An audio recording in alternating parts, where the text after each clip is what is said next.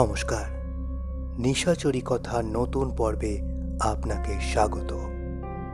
আজকের নিবেদন গজেন্দ্র কুমার মিত্রর লেখা মরণের পরেও। গল্প পাঠে এবং অন্যান্য চরিত্রে নীল, সুস্মিতা, পিয়াসা, ঋতু এবং সন্টু। আমাদের সকল শ্রোতা বন্ধুদের কাছে একান্ত অনুরোধ, যদি আপনাদের এই অডিও প্রেজেন্টেশনটি ভালো লাগে তাহলে অবশ্যই আমাদের চ্যানেলটি সাবস্ক্রাইব করুন এবং আমাদের পাশে থাকুন। ধন্যবাদ। শুরু হচ্ছে মরণের পরেও।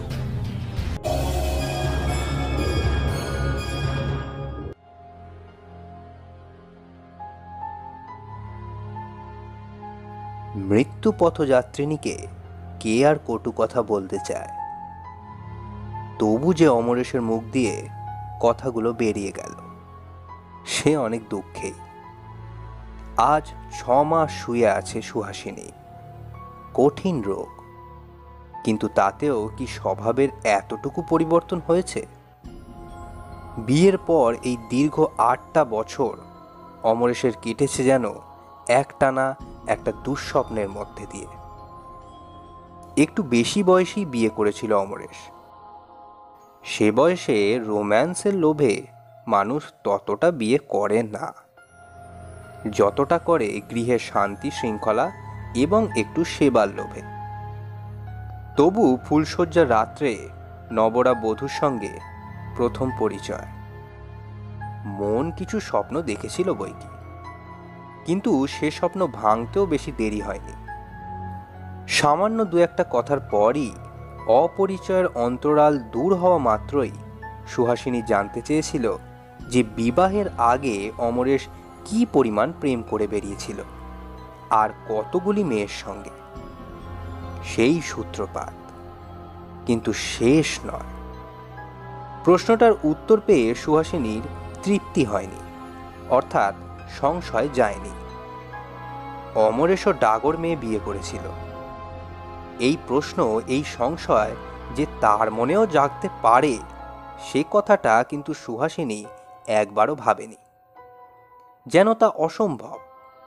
সুহাসিনী সমস্ত সংশয়ের ঊর্ধ্বে, সিজারের পত্নীর মতো। অথচ তারপর থেকে অমরেশকে একদিনও সে শান্তি দেয়নি। ওদিকে চেয়েছিলে কেন? ওদের বাড়ি সেই ভিঙ্গি অসভ্য মেয়েটা বুঝি জানলায় ছিল? অত এবার ঠাকুরদের বাড়ি যাওয়া কেন? ওর ননদ বুড়িকে দেখে বুঝি আর আশ মেটে না? এতক্ষণ কোথায় ছিলে? অফিসে তো তোমাদের ছুটি হয় 5টায়, তুমি 9টা পর্যন্ত অফিসে ছিলে। কাকে বোকা বোঝাও বলো তো? আমি যেন কিছুই বুঝি না। আজ আবার এত দেরি কেন? আজ তো অফিস নেই, বায়োস্কোপে গিয়েছিলে। তা তো যাবেই, আমাকে নিয়ে যেতেই তোমার সময় নষ্ট হয়। কি বললে? বন্ধুরা জোর করে ধরে নিয়ে গিয়েছিল? কে বন্ধু? সমস্যার নিশ্চয়। বেবিটা সঙ্গে ছিল তো। আর বলতে হবে না, সেই জন্যই এত দেরি। 1:30টায় শো ভাঙে, বাড়ি ফিরলে রাত 9:30। তারপর কতগুলো টাকা খরচ করলে বেবির পিছনে? বাজারে গিয়েছো সেই কখন? 1 ঘন্টা ধরে বাজার? না না, অমনি যাবার পথে আরতিদের বাড়ি চা খেয়ে যাওয়া হয়েছিল নিশ্চয়ই।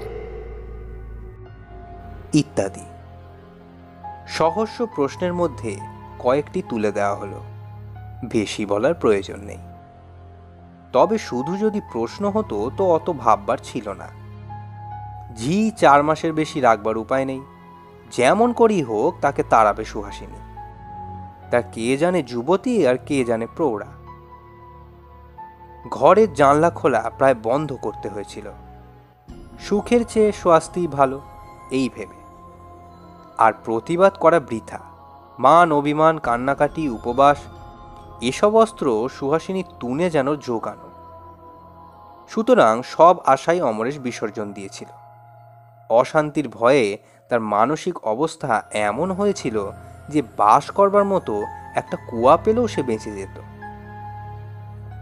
তারপর এই অসুখ, এ আরও অসহ্য। কোনো কাজ নেই, শুয়ে শুয়ে শুধু স্বামীকে সন্দেহ করা। সেবা করার জন্য যে আত্মীয়কেই আনায় তার সঙ্গে ঝগড়া বাঁধিয়ে বসে সুহাসিনী। পথ্য না খাওয়া, ওষুধ না খাওয়া, এ তো অমোঘ অস্ত্র। শুধু পাগল হয়ে যেতে বাকি ছিল অমরেশের। ইদানিং সে সমস্ত মনে প্রাণে প্রতীক্ষা করত স্ত্রীর মৃত্যু। যদিও প্রার্থনা করতে তার সংস্কারে বাধ্য, মনের কাছে সে কিছুতেই স্বীকার করতে চাইতো না যে সে স্ত্রীর মৃত্যুই চাইছে। সবচেয়ে মজা এই, ওর এ মনোভাব সুহাসিনীও জানত। প্রায় বলতো, ওগো, আর দেরি নেই। আমি মরলে যে তোমার শান্তি হয় তা আমিও জানি। আর তো কটা দিন হয়েই এলো। এতদিন পারলে আর কটা দিন ধৈর্য ধরে থাকো। আমার শেষ তো হয়েই এসেছে। আবার পরক্ষণেই হয়তো বলতো, আমার তো হয়ে এসছে, যাই, তারপর যত খুশি মজা লুটো। তখন তো আর বলতে আসবো না। এই কটা দিন আর সহ্য হচ্ছে না, এত তাড়া। সেদিনও কথাটা উঠেছিল এই প্রসঙ্গেই। কেউ নেই সেবা করার। অমরেশেরও আর অফিস কামাই করা সম্ভব নয়। সে প্রস্তাব করেছিল একটা নার্স রাখার। সুহাসিনী যেন জ্বলে উঠেছিল একেবারে। হ্যাঁ, তার কম আর নেশা জমবে কেন? আমি এ ঘরে পড়ে পড়ে শুষবো, আর উনি পাশের ঘরে নার্সকে নিয়ে ফুর্তি করবেন। আর হয়তো বর্জন মাসখানেক আছি, তাও তোমার সহ্য হচ্ছে না। তকতে তকতে না মারলে আর চলছে না বুঝি? উফ, কি পিশাচ তুমি! মরার উপর খাড়ার ঘাটিতে একটু মায়া হয় না? মরবার পর যা করবে তুমি তো তা বুঝতেই পারছি। শেষ কটা দিন একটু শান্তিতে থাকতে দাও। এতটা বলার পরিশ্রমেই তার শ্বাস আটকে এসেছিল। কোনো মতে দম নিয়ে বলেছিল, তবে তাও বলে রাখছি, মনে করো না যে আমি মরে তোমাকে অব্যাহতি দেব। সারা জীবন জ্বালিয়েছ, মরে তার শোধ তুলব। আবার জন্মাবো, তোমার কাছে কাছেই জন্মাবো। ছায়ার মতো লেগে থাকবো সঙ্গে। যা খুশি তাই করবে, তা করতে দেব না কিছুতেই। অতখানি স্বার্থত্যাগের পর এতটা অকৃতজ্ঞতা পেলে কার মাথার ঠিক থাকে? অমরেশও সামলাতে পারেনি। বলে ফেলেছিল, মরবার পর যদি জন্মাও তো মানুষ হয়ে আর জন্মাবে না, এটা ঠিক। কুকুর বেড়াল হয়েই জন্মাবে, কিংবা যে খল তুমি, সাপ হওয়াই বেশি সম্ভব। অদ্ভুত একটা দৃষ্টিতে ওর মুখের দিকে চেয়ে সুহাসিনী বলেছিল, বেশ তো, তাই না হয় জন্মাবো, কিন্তু তাতেই কি রেহাই পাবে ভেবেছো? দেখে নিও, দেখে নিও।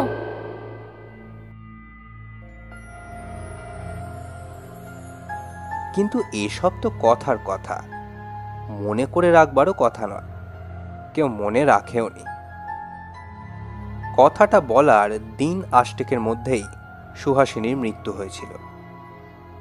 স্বস্তির নিঃশ্বাস, মুক্তির নিঃশ্বাস ফেলে বেঁচেছিল অমরেশ। তবু একটু দুঃখ হয়েছিল স্ত্রীর জন্য।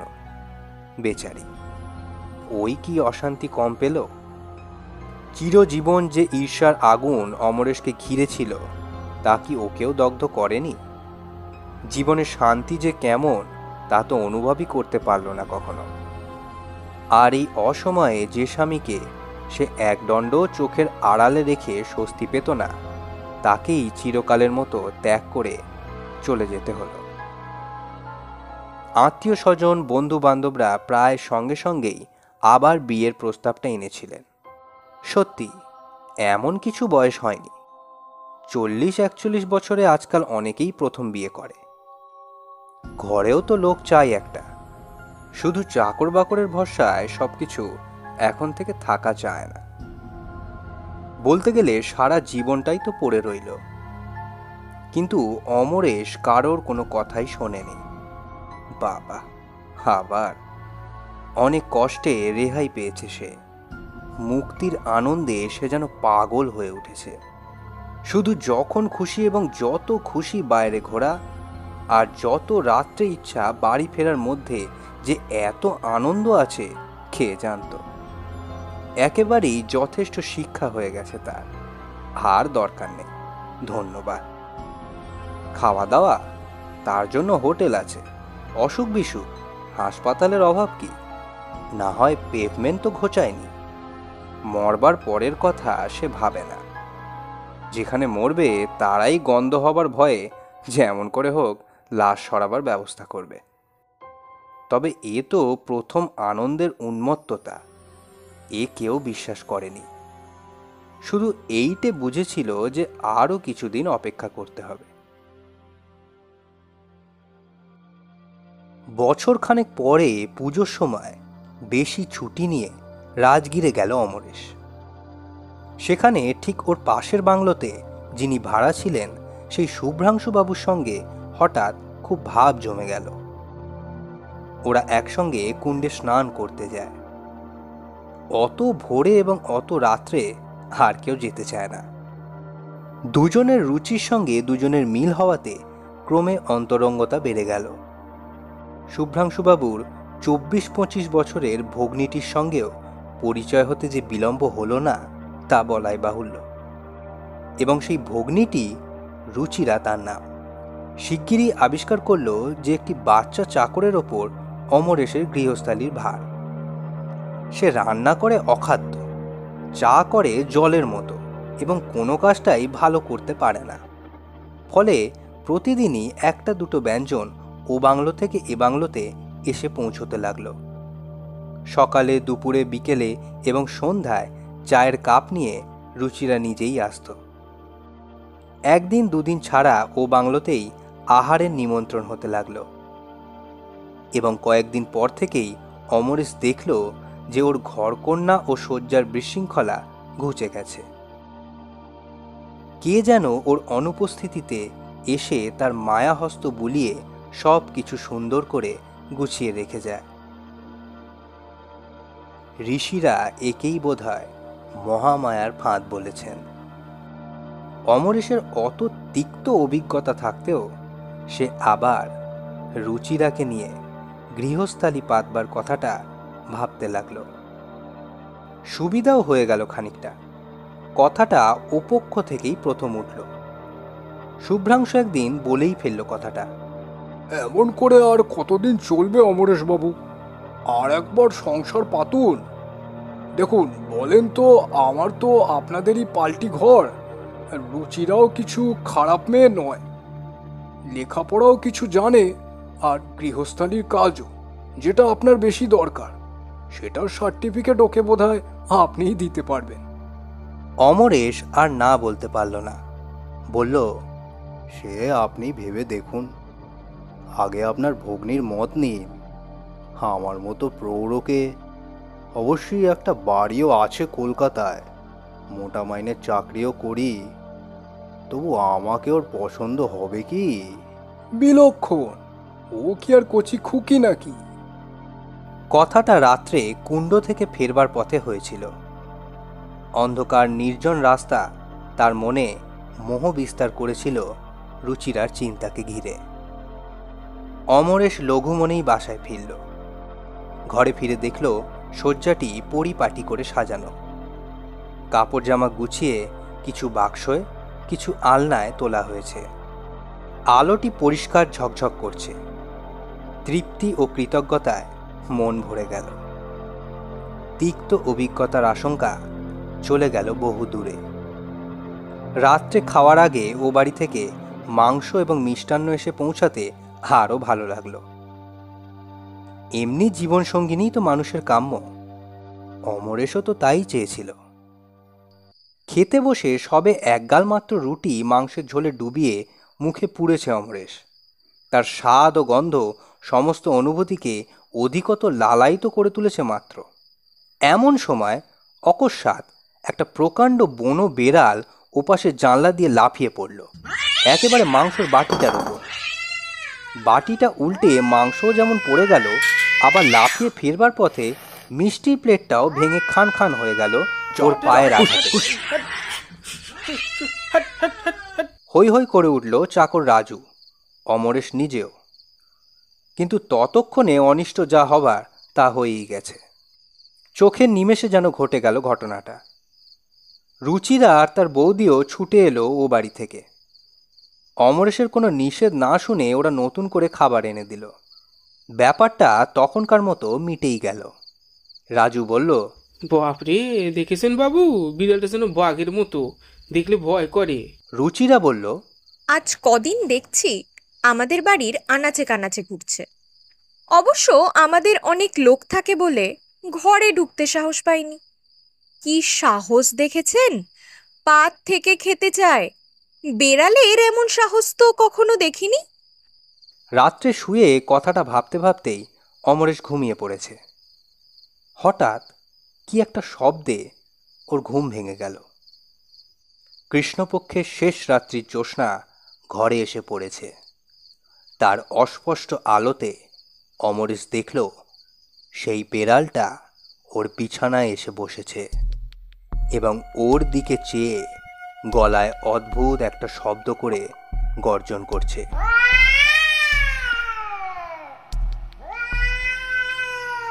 ঝগড়া করার সময় যেমন শব্দ বার হয় ওদের গলায়, ঠিক তেমনই।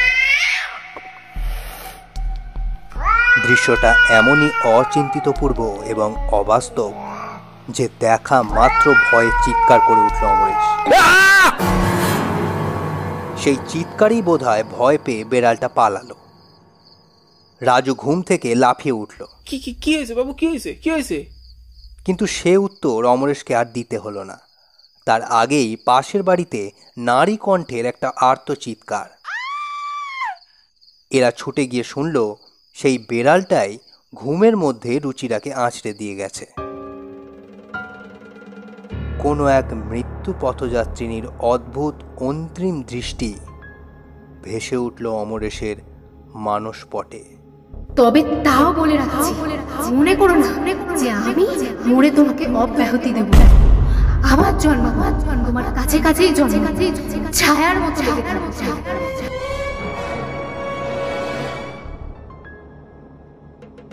কপাল ঘামে ভরে গেল।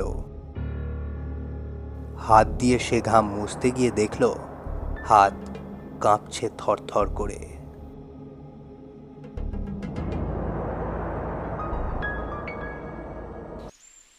অমরেশ আর একদিনও রাজগিরে রইল না। শুভ্রাংশুকে জানালো জরুরি কাজ পড়েছে, একটা টেলিগ্রাম এসেছে, ওকে যেতেই হবে, এই সকাল 11টার গাড়িতেই। শুভ্রাংশু ব্যাকুল হয়ে বলল, কিন্তু এমন আচমকা মানে এমনভাবে অনেক কথা রয়ে গেল যে অমরেশবাবু, এই এধারের গিয়েই চিঠি দিয়ে দেবো আপনাকে, বিচলিত হবেন না। আবার হয়তো ঘুরেও আসতে পারি, কিন্তু আজ আমার মন বড় বিক্ষিপ্ত। আজ আর কিছু বলতে পারছি না, মাফ করবেন। শুভ্রাংশু আর কিছু বলল না, শুধু তার স্ত্রী বললেন, আচ্ছা, টেলিগ্রাম এলো কখন? ভদ্রলোক বিড়ালের ভয়েই পালাচ্ছেন নাকি? রুচিরা রাগ করে বলল, বৌদি যেন কি? আমরা কি সবাই পথের দিকে চেয়ে বসে আছি যে কখন কার টেলিগ্রাম আসছে খবর রাখবো? বৌদি মুখ টিপে হেসে বললেন, তা বটে ভাই, আমারই অন্যায় হয়েছে।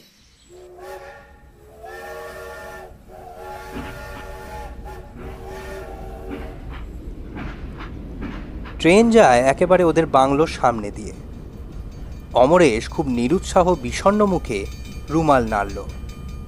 রুচিরার ছলছল চোখ দূর থেকেও ওর দৃষ্টি এড়ায়নি। ট্রেনখানা চলে যেতে অপাক্ষে ভগ্নির মুখের দিকে চেয়ে শুভ্রাংশু বলল, নাও, এ আবার এক ফ্যাসাদ বাঁধল দেখছি। কিন্তু কলকাতায় ফিরল না অমরেশ। গভীর রাত্রেই মধুপুরে নেমে পড়ল। কালীপুর টাউনে ওর এক বন্ধুর বাড়ি।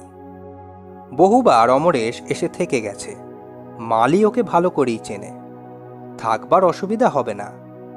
তাই বলে অত রাত্রে তো আর সেখানে যাওয়া যায় না। অবশিষ্ট রাতটুকু এখানেই কাটাতে হবে। প্ল্যাটফর্মের এক প্রান্তে মালগুলো জড়ো করে রেখে তাতে ঠেস দিয়ে রাজু ঘুমোতে লাগলো। অমরেশের চোখে কিন্তু ঘুম এলো না। সে সেই নিস্তব্ধ প্ল্যাটফর্মেই পায়চারি করতে লাগলো। কত ট্রেন এলো, কত ট্রেন গেল। যখন ট্রেন আসে, যাত্রীদের গোলমাল, কুলিদের বিবাদ, ভেন্ডারদের উচ্চকণ্ঠ, সবটা মিলে যে কোলাহল হয়, স্টেশনে যে প্রাণলক্ষণ জাগে, তাতে খানিকটা অন্যমনস্ক হয় অমরেশ। আবার স্টেশনের আলো স্তিমিত হয়ে আসে এক সময়। কোলাহল যায় স্তব্ধ হয়ে, ওর মনও ফিরে আসে নিজের দুর্ভাগ্যে। কথাটা ভাবছে অমরেশ, সারাদিন ধরেই ভাবছে এ কি হলো ওর। শুধু কি ওর ভাগ্যেই যত অঘটন ঘটে? 8 বছরের বিবাহিত জীবনে একদিনের জন্যও শান্তি দেয়নি সুহাসিনী। মরবার পরও কি নিষ্কৃতি দেবে না? এ কি বিদ্বেষ তার, কি অসম্ভব ঈর্ষা। কিন্তু পূর্ব দিগন্তে উষার স্বর্ণাভাস জাগার সঙ্গে সঙ্গেই যেন মনের মধ্যে আশ্বাস পায় একটা। চিন্তাটা সেই শেষ রাত্রিতে প্রথম মাথায় এসেছিল, আর ওকে ত্যাগ করেনি। এতক্ষণ ধরে যা কিছু ভেবেছে, চিন্তাটাকে মনে মনে মেনে নিয়েই ভেবেছে। কিন্তু এখন এই প্রত্যুষে একটা সংশয়ও ক্রমে দেখা দিল। সবটাই কাকতালীয় নয় তো? ওটা হয়তো সাধারণ বেড়াল, একটা বুনো বেড়াল। অমরেশের উত্তপ্ত কল্পনায় তাকে সুহাসিনীর স্মৃতির সঙ্গে জড়িত করেছে। না, কাজটা অন্যায় হয়ে গেছে। সামান্য একটা বুনো বিড়ালের ভয়ে চলে এলো সে। এই আধুনিক যুগের সভ্য মানুষ? পায়চারি থামিয়ে জোর করে যেন নিজের মনে বল আনে অমরেশ। রাজুকে ডাকে, এই রাজু, ওঠ, দেখ দেখি একটা এক্কা কিংবা রিক্সা, চল এবার বাড়ি যাই। কালীপুর টাউনে যখন পৌঁছালো তখন বেশ ফর্সা হয়ে গেছে আকাশ। মালি ওকে দেখে খুশি হয়েই সেলাম করল। ফটক খুলে তাড়াতাড়ি মালগুলো নামিয়ে নিল। বাবু সেই ঘরেই থাকবেন তো? ওই পূব দিকের ঘরটায়? ওইটা তো আপনার ভারী পছন্দ। হ্যাঁ হ্যাঁ, ওই ঘরটাই আমাকে খুলে দাও। বাগানে শিউলি ফুল ফুটে আছে অজস্র। তার সঙ্গে এখনো জড়িয়ে আছে অসংখ্য রজনীগন্ধার সুবাসের স্মৃতি। হিমেল ভরাই হাওয়ার সঙ্গে সেই মিষ্টি গন্ধ মিশে রাত্রি জাগরণ ক্লান্ত চিন্তাক্লিষ্ট অমরেশের সর্বাঙ্গ জুড়িয়ে গেল। আহ, আপন মনেই বলে উঠল সে। মালি কোমর থেকে চাবির গোছাটা হাতে করে এগিয়ে যায় দোর খুলতে। পিছনেই অমরেশ, তার পিছনে বিছানা ও সুটকেস নিয়ে রাজু। ঘরটা বন্ধ আছে। দৌড় জানলা খুলে দেওয়ার পর খানিকটা বাইরের বাতাস ঢোকবার আগে আর ওর মধ্যে যাওয়া যাবে না মনে মনে ভাবে অমরেশ। কিন্তু হঠাৎ ওর চমক ভেঙে যায় মালির আতঙ্কগ্রস্ত আর্তনাদে। তীক্ষ্ণ কণ্ঠে সে প্রশ্ন করে, কি হলো? সঙ্গে সঙ্গেই এগিয়ে আসে খানিকটা। ও কি? ওরও গলা থেকে একটা আর্তনাদ বেরোয়। ঘরের মধ্যে প্রকাণ্ড কালো কুকুর, ঈষৎ শীর্ণ হয়তো, জিভ বার করে হাঁপাচ্ছে এবং কেমন একরকম জ্বলন্ত দৃষ্টি মেলে ওদের দিকে চেয়ে আছে। খানিকটা চেয়ে থাকার পর ওদের পাশ কাটিয়ে দৌড়ে চলে গেল কুকুরটা। মালির চোখ দুটো বিস্ফারিত, ভয়ে হাত পা কাঁপছে। কোত্থেকে এলো বাবু কুকুরটা? দৌড় জানলা সব বন্ধ। অমরেশেরও বুকের মাঝখানটা হিম হয়ে এসেছিল, কিন্তু তবু সে কণ্ঠস্বরে জোর দিয়ে বলল, ওই যে নর্দমা। খোলা নর্দমা একটা আছে ঠিকই, তবে তার মধ্যে দিয়ে অত বড় কুকুর কি আসা সম্ভব? মালি সংশয় প্রকাশ করল। কবে খুলেছিলে ঘরটা শেষ?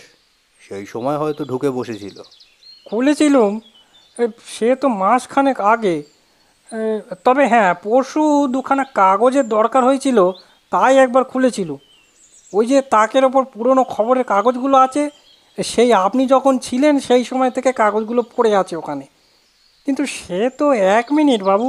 সেই সময় কখন ঢুকে পড়েছে হয়তো, আর বেরোতে পারেনি, কিংবা নর্দমা দিয়েই ঢুকেছে।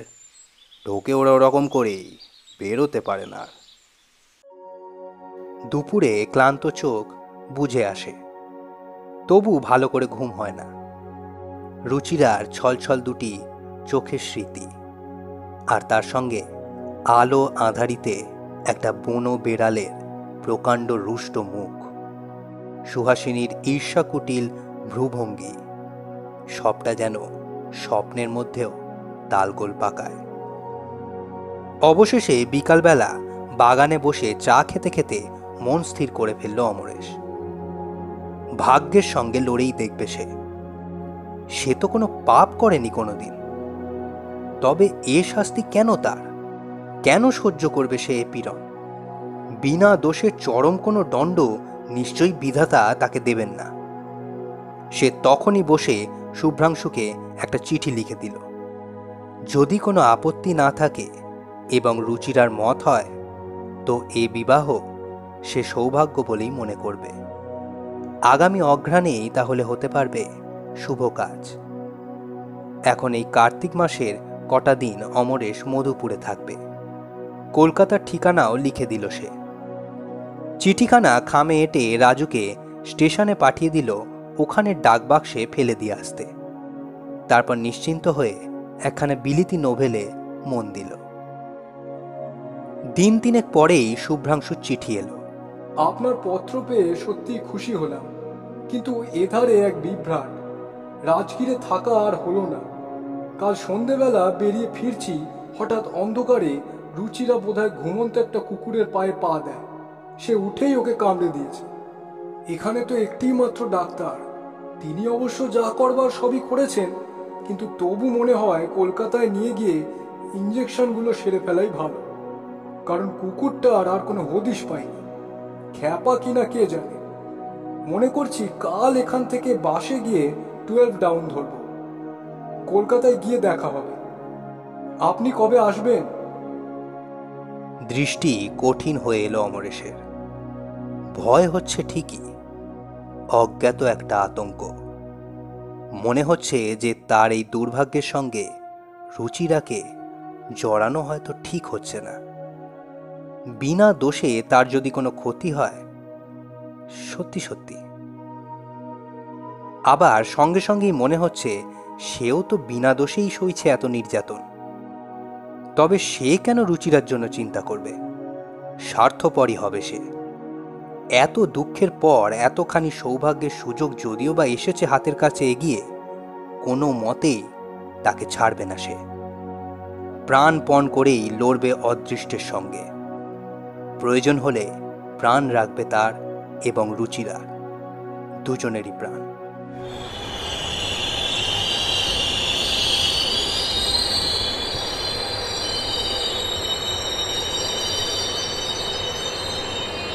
গভীর রাত্রে 12 ডাউন মধুপুরে এল। তবু ওদের খুঁজে বার করতে কষ্ট হলো না।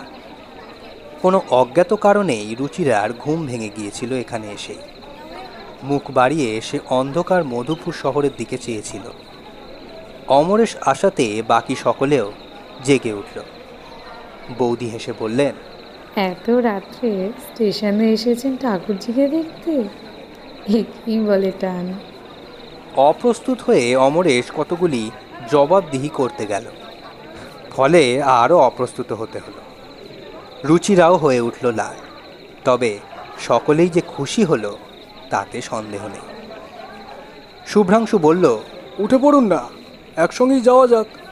না না, মালপত্র রয়েছে, আর তাছাড়া বাচ্চা চাকর তো ভয় পাবে।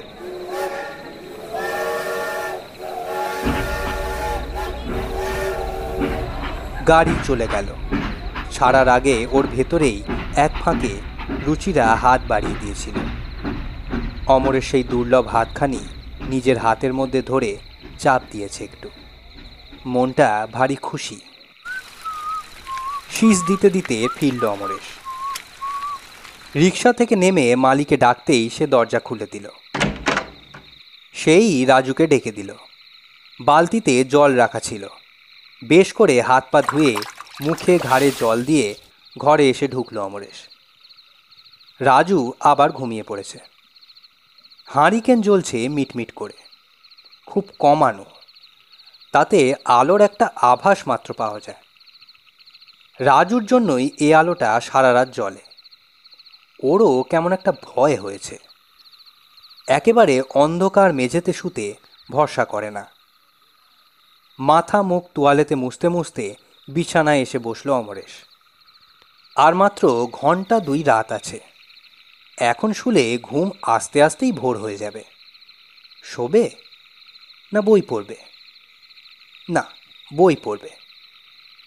মনটা বহুদিন পরে বড় প্রফুল্ল, খুশির একটা জোয়ার এসেছে মনে। সেজন্য ঘুমের ইচ্ছা খুব একটা নেই। রাত্রি জাগরণের কোনো অবসাদও টের পাচ্ছে না। কথাটা ভাবতে ভাবতেই চোখটা পড়েছে ওর মাথার বালিশের দিকে। আবছায়া আলো, তবু তবু মনে হচ্ছে বালিশের খাঁজের ছায়াটা যেন একটু বেশি গাঢ়। মুহূর্তের মধ্যে সমস্ত চৈতন্য তীক্ষ্ণ, সজাগ হয়ে উঠল ওর। চমকে উঠল না, চেঁচামেচিও করল না, নিঃশব্দেই ভালো করে তাকিয়ে দেখল। তারপর আলোটা বাড়িয়ে লণ্ঠনটা এনে ধরল। হ্যাঁ, ওই তো বালিশের খাঁজে ছায়ার সঙ্গে মিলিয়ে রয়েছে কালো রঙের সরু লিকলিকে একটা সাপ। অসহ্য ক্রোধে অমরেশ যেন দিকবিদিক জ্ঞান শূন্য হয়ে উঠল নিমেষের মধ্যে। সে ক্রোধ তার অদৃষ্টের ওপর, সে ক্রোধ সুহাসিনীর ওপর। এদিক ওদিক চাইতেই নজরে পড়ল মোটা একটা বাঁশের লাঠি কোণে ঠেসানো রয়েছে। সে আস্তে আস্তে গিয়ে সেই লাঠিটা তুলে নিল। সাপটাও ততক্ষণে সজাগ হয়ে উঠেছে। লাঠি নিয়ে অমরেশ কাছে আসতেই বিছানা থেকে সরাত করে লাফিয়ে নিচে পড়েছে সে। নিচেই বেচারি রাজু শুয়ে আছে, কিন্তু অমরেশ কার্যক্ষেত্রে যথেষ্ট ক্ষিপ্র হতে পারে এখনো। সে যেন বিদ্যুৎ বেগেই লাঠিটা বসিয়ে দিল সাপের মাথায়। ছোট সরু সাপ, লাঠিটাও বেশ মোটা। সাপের মাথাটা থেঁতলে চ্যাপ্টা হয়ে গেছে। মৃত্যু যন্ত্রণায় ছটফট করছে সে। সমস্ত দেহটা অসহায়ভাবে বেঁকে চুরে উঠছে বারবার। রাজু লাঠির শব্দে জেগে উঠে ওই দৃশ্য দেখে চিৎকার করে উঠেছে। মালি এসেছে ছুটে, কিন্তু অমরেশের কোনো দিকে ভ্রুক্ষেপ নেই। সে কেমন যেন স্তম্ভিত হয়ে দাঁড়িয়ে সেই সাপটার মৃত্যু যন্ত্রণা দেখছে, চোখ ফেরাতে পারছে না। এমনই একটা অমোঘ আকর্ষণে ওর দৃষ্টি তাতে নিবদ্ধ। আনন্দ হয়েছে ওর, নিশ্চিন্ত হয়েছে, তা অমরেশ জানে না। ওর অনুভূতিও যেন জড়ো হয়ে গেছে। প্রথমে সেই অসহ্য ক্রোধ আর নেই, বরং সেই জিঘাংসার জন্য যেন নিজের কাছেই সে লজ্জিত। তবু তাকিয়েই আছে সে। সাপটা ছটফট করতে করতে খানিকটা এগিয়েছে দরজার দিকে। রাজু আর এক ঘা মারতে যাচ্ছিল, অমরেশ ইঙ্গিতে নিষেধ করল। মুখ হাত ধুয়ে যখন প্রথম ঘরের ভেতর পা দেয় অমরেশ, তার তখনকার সেই পায়ের সজল ছাপটা এখনো শুকায়নি। একটু বেশি জলই ছিল বোধহয় পায়ে। পরিপূর্ণ ছাপটা যথেষ্ট জল নিয়ে স্পষ্ট হয়ে আছে মেঝের ওপর। মরাহত সাপটা তার পিষ্টদলিত মুখটাকে কোনো মতে যেন বহন করে এনে সেই জলের ছাপের ওপর এসে স্থির হয়ে গেল। এইবার বোধহয় মারাই গেল সে। হয়তো মৃত্যু যন্ত্রণা, অসহ্য তৃষ্ণায় তাকে টেনে এনেছিল এই সামান্য জল রেখার দিকে। হয়তো সবটাই আকস্মিক যোগাযোগ মাত্র, কিন্তু অমরেশের যেন মনে হলো অন্তিম মুহূর্তে সরীসৃপটা তার পদচিহ্নে পৌঁছে সমস্ত অপরাধের জন্য চরম ক্ষমা প্রার্থনা করে গেল। কে জানে কেন আজ সে সুহাসিনীর জন্য দুঃখ বোধ করল। বেচারি, সে নিজেও তো কখনো শান্তি পায়নি। সবার অলক্ষ্যে চোখের কোণ দুটো মুছে অমরেশ আবার বিছানাতে গিয়েই বসল। বসবেন না বাবু, বসবেন না, ভালো করে দেখে নিয়ে আগে আরো কোথাও কিছু আছে কি না। এই হিমে যখন সাপ বেরিয়েছে তখন। না, আর ভয় নেই, অমরেশ বেশ জোর দিয়েই বলল। এ জোর সে কোথায় পেল কে জানে। শুনছিলেন মরণের পরেও, রচনা গজেন্দ্র কুমার মিত্র, গল্প পাঠ অমরেশবাবু, শুভ্রাংশুবাবু এবং মালির ভূমিকায় নীল, সুহাসিনীর চরিত্রে সুস্মিতা, রুচিরার ভূমিকায় পিয়াসা, চাকর রাজু, সন্টু এবং শুভ্রাংশু স্ত্রীর ভূমিকায় ঋতু। আমাদের এই অডিও স্টোরিটি যদি আপনাদের ভালো লেগে থাকে তাহলে অবশ্যই লাইক করবেন, শেয়ার করবেন এবং সাবস্ক্রাইব করবেন নিশাচরি কথাকে। আপনারা নিজেদের মতামত আমাদের সাথে কমেন্ট বক্সে শেয়ার করতে পারেন এবং লেটেস্ট আপডেটস পাওয়ার জন্য আপনারা আমাদেরকে ফেসবুক এবং ইনস্টাগ্রামেও ফলো করতে পারেন। ফেসবুক এবং ইনস্টাগ্রাম পেজের লিংক ডেসক্রিপশনে রয়েছে। আমরা আবার ফিরে আসবো ঠিক পরের শনিবার রাত 9টায়। ততক্ষণ শুনতে থাকুন নিশাচরি কথা।